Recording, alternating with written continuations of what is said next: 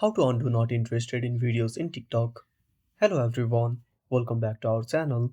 So let's dive right in without wasting any time. Also make sure to watch this video till the end. So first of all, open up TikTok on a device. Now when you keep holding the video, now tap on not interested.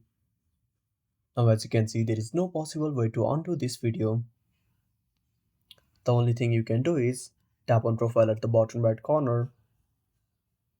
Now tap on three lines at the top right corner. Then go to settings and privacy. Now tap on activity center. Now tap on watch history. Now open up the video you're not interested.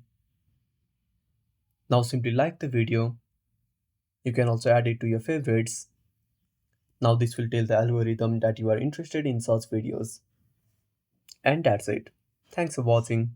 Make sure to subscribe our channel and hit the bell icon. See you in the next video.